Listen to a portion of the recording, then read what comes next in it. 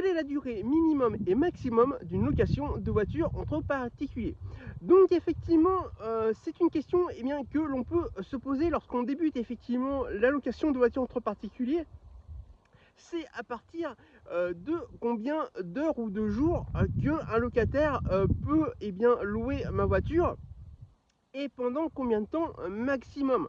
Puisqu'effectivement, ça peut être intéressant, mais aussi ça peut poser, des problèmes au niveau, des paiements ou en tout cas se poser des questions par rapport au paiement.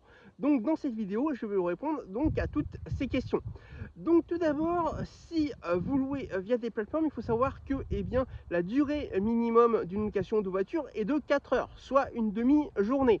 Donc effectivement, la personne ne peut pas louer, eh bien, bien une voiture pendant 1 heure, par exemple, elle est obligée de la louer pendant une demi-journée. Concernant, eh bien, la durée maximum pour une plateforme, c'est maximum 1 mois.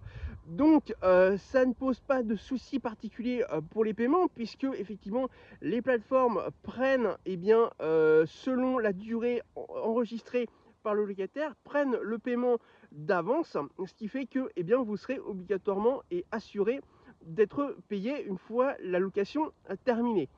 Concernant la location directe, là, c'est un tout petit peu différent, puisqu'effectivement, comme c'est vous qui faites les règles, il n'y a pas de durée minimum ou maximum, pas comme par exemple les plateformes.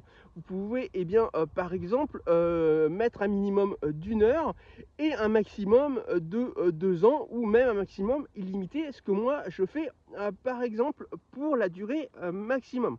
Donc concernant les paiements, eh bien, comment ça se passe?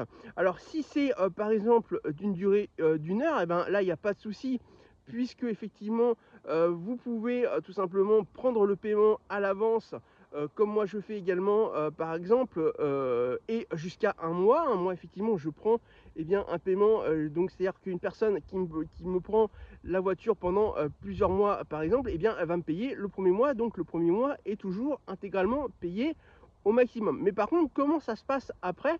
Eh bien, effectivement, moi, je vous conseille de faire un petit peu, comme pour l'immobilier, c'est-à-dire de prendre le premier mois, comme je disais, de prendre le premier mois de location, eh bien, tout simplement, d'avance, hein, donc avant que le locataire prenne la voiture et ensuite, eh bien, tout simplement,